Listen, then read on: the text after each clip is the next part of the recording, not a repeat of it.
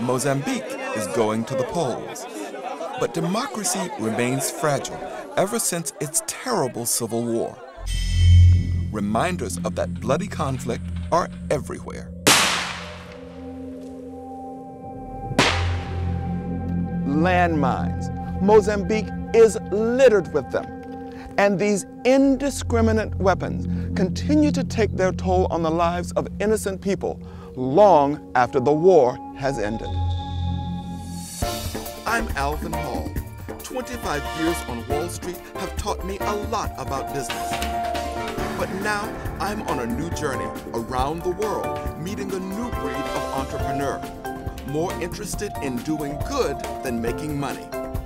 Social entrepreneurs. And I want to help.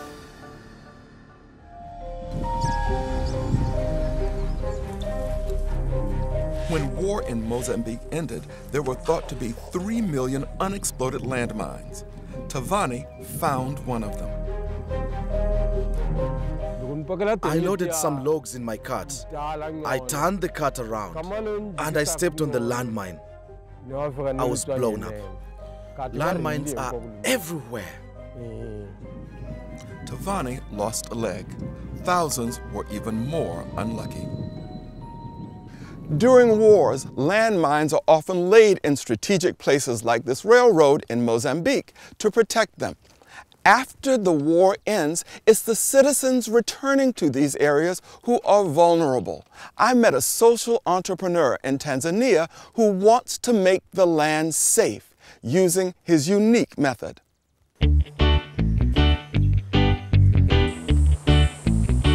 We've been able to work this out by training a local resource, rats, that actually are very sociable and intelligent creatures.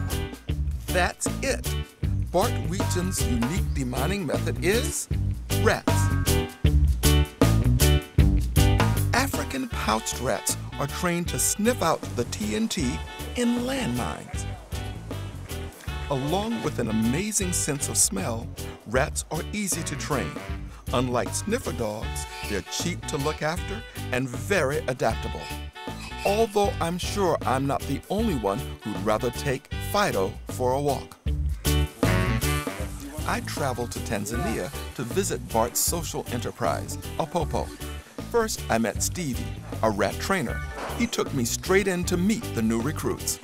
You can see the hole here. Yes, they're quite big holes. No, a little bit. It is, as you see this. You see it like this. You think that's a small hole? Yeah, it's small compared to the size of the rat anyway. You see? I've yet to see one of the rats, and I think I know how big they are. But given the size of this hole, I think I'm going to be really surprised. You want me to come in? Yes, come in. Why do I feel that this is not a good idea? We began to look for the new babies that are about to begin their careers as hero rats. As in the wild, these rats will only give birth in tunnels they dig themselves. It's getting them out that's tricky.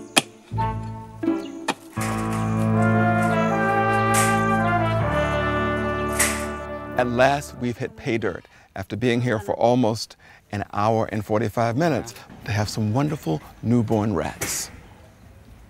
This is the product that Apopo needs for his landmine detection business.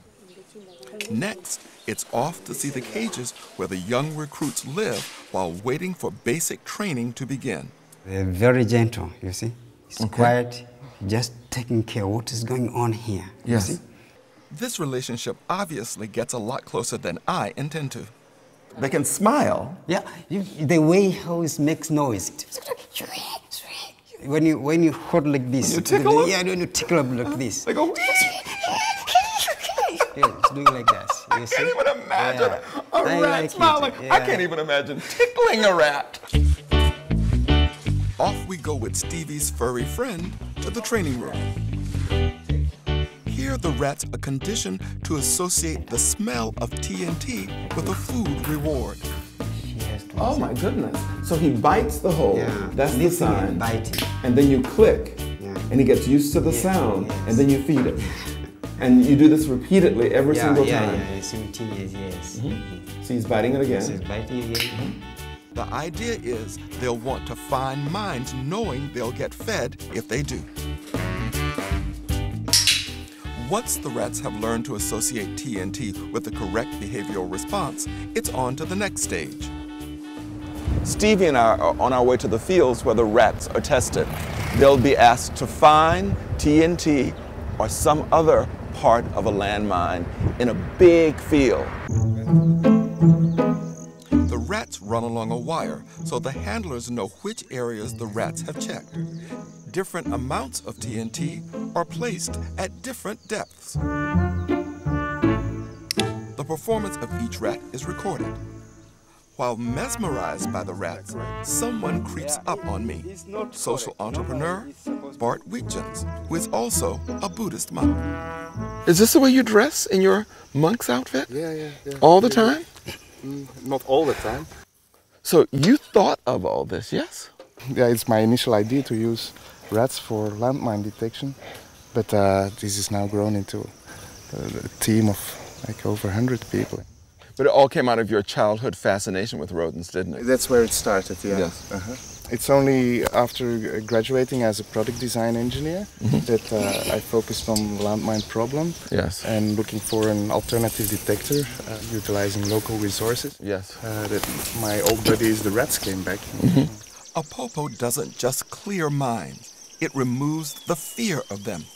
In 2009, they made safe more than 700,000 square meters of land. In the previous year, Apopo needed 1.26 million euros to cover its costs. Its revenue was just shy of that at 1.25 million. Apopo tells me revenue exceeded spending in 2009, but it's still a fine balance. A new division of Apopo could boost revenues. Since 2002, Bart has been training rats to catch the scent of a very different killer, tuberculosis. Already there were like 2 million cases at the time per year, and this would grow into 8 million cases. Yes. In combination with HIV in an African context, this is a total killer. TB does have a smell, we know that. If people can smell it, then animals must smell it in a much earlier stage. Yes. When presented with a sample, a different team of rats can detect TB in the saliva of patients. This is one of the clinics Apopo is working with to develop the screening tool. How are you? So you collect the samples? Yes. And you prepare them so that he can pick them up?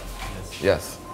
TB is hard to detect, and the results can take days to process. Using the rats makes sense to me. They can process as many samples in 7 minutes as a lab technician can in a day. I was told they have even diagnosed TB in patients that conventional tests have missed. But if Apopo manages to isolate the chemical the rats smell in TB, this could benefit a rival technology, an electronic nose. Dr. Mfananga, who is collaborating with Apopo, explains. That compound needs to be identified. If you are able to identify it, you might be able to sense it electronically, because the other problem with rat is something that have a behavior. If today the rat is tired, you cannot force it. So will medical professionals risk the lives of their patients on the nose of a rat? And can an electronic smelling technology be a real competitor to Apopo, threatening this revenue stream? While I digested the Apopo annual report, I also made some calls to people who could tell me more. Bye. I've just spoken to a friend of mine who has knowledge of biotechnology, and he tells me that the electronic nose does exist. But no one has yet to identify what the rats actually smell, and the cost of identifying this molecule and then getting it to the electronic nose could be prohibitive. So, while in theory it may be a challenge to Apopo, on a practical level, it appears to be way off in the future.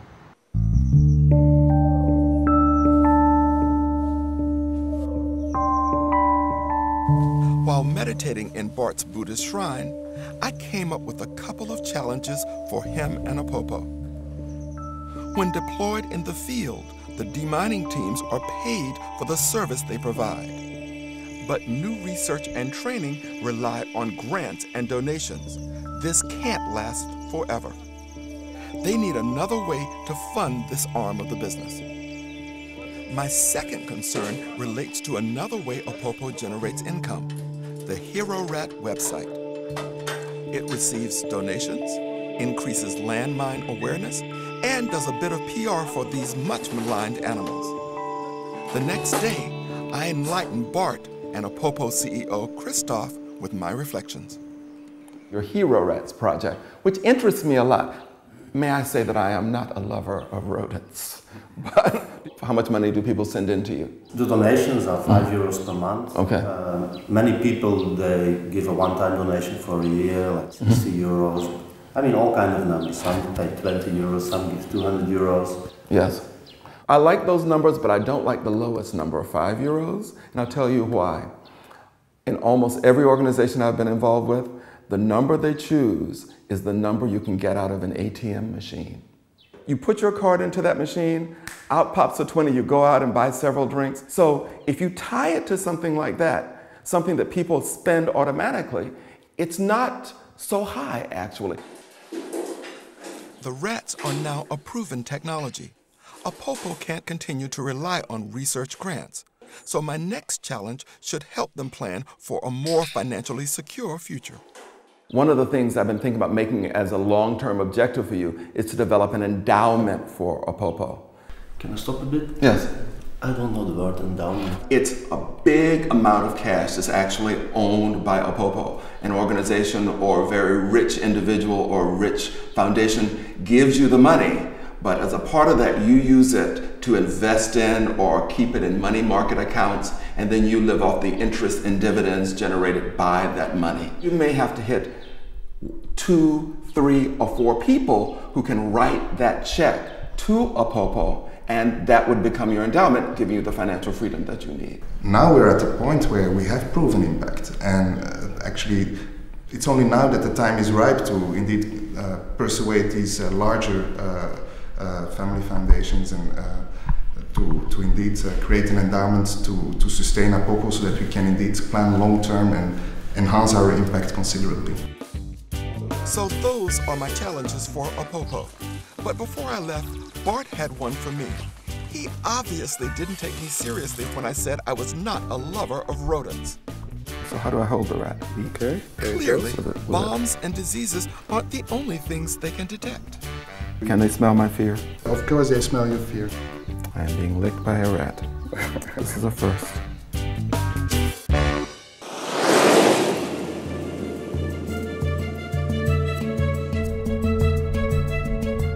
It's 6 months since I first met Bart and his rat-based landmine clearing business. Now we're in Mozambique, where the rats I saw being trained are now being used in the field to find these brutal weapons.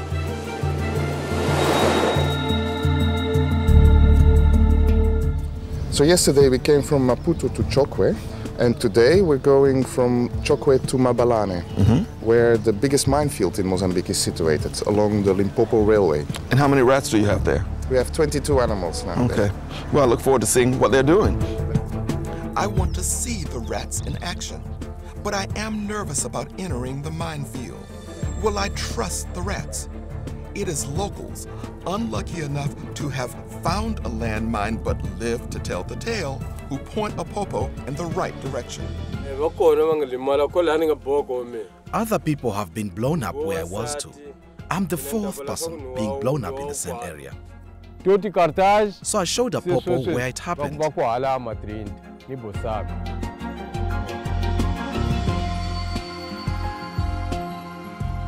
The rats are woken and taken to the minefield at 5 a.m. They only work a 3-hour shift, not because they have a good union. It's actually because they're naturally nocturnal.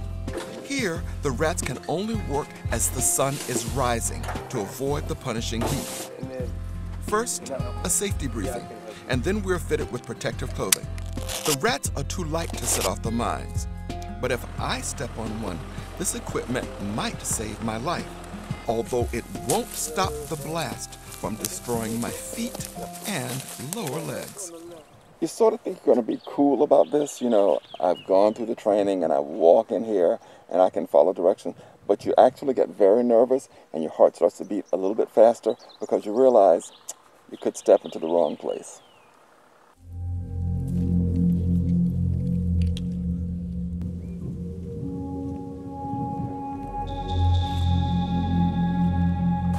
Bart, how many times is each box scanned by a rat or sniffed by a rat? Typically twice. Why twice? Well, it's an animal, it's a living creature. If it makes an error, the second animal will catch it.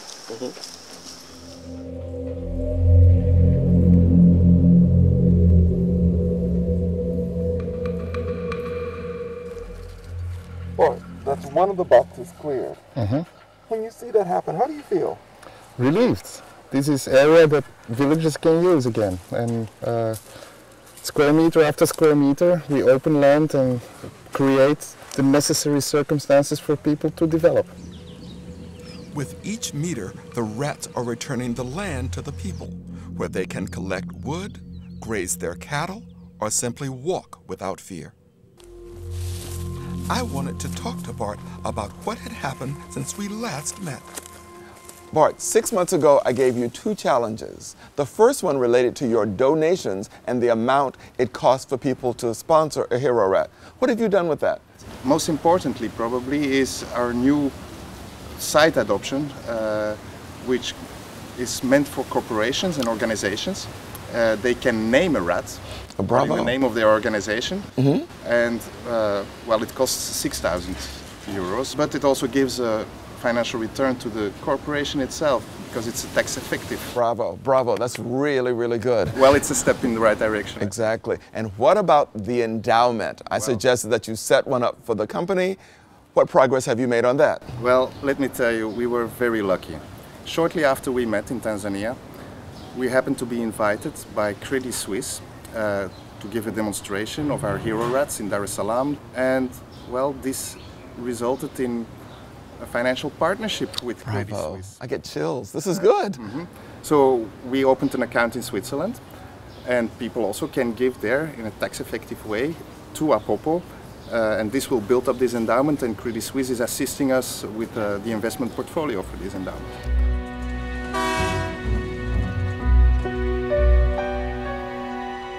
Free investment management for the endowment is fantastic. However, Bart now has the harder job of persuading large donors how they can help Apopo improve many people's lives. Perhaps the best argument is the efficiency of the rats. 2 men using metal detectors can clear up to 100 square meters per day, but using rats, 2 men can more than double that. Rats are better at detecting mines with very little metal in them, and they don't get distracted by rusty cans or other random metal. These are fragmentation mines, found in the minefield I was in. Now rusted after years of lying in the ground, these horrific weapons still contain a deadly charge. They are designed to fragment into shrapnel, shooting in every direction. Most mines are designed to maim, but these are built to kill. My protective equipment would not have saved me.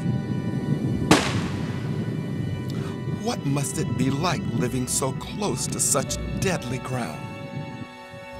I went to meet December, who, like so many men his age, is a veteran of the Civil War. Now a charcoal producer, he lives just meters from the edge of the minefield.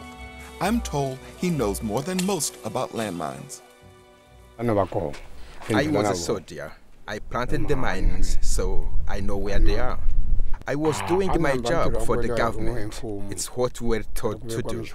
Did you ever imagine that they would be around today to hurt people? That's why I want them removed. They are destroying lives. If only we were shown how to disarm mines when we planted them. They blow us up too. We are not developing because of them.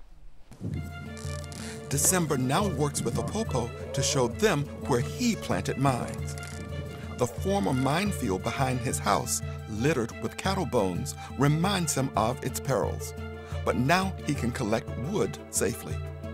Electricity lines destroyed during the conflict are being rebuilt. The town of Mabalane will have power for the first time in decades. With so much at stake, even fully trained rats are constantly assessed to ensure they can be relied upon. And with so many landmines still to be found throughout the world, we could be relying on them for many years to come. Mama is finding the scent. He gets it well, no problem. The difficult one is Timo. Timo is not doing well here. He almost had a day off today, but that's his way. The rest of the guys are doing okay.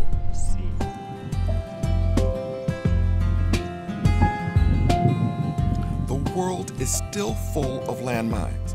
Apopo believes that it may take 500 years to rid us of these killers at current rates. I really hope my advice will help Apopo get the job done faster.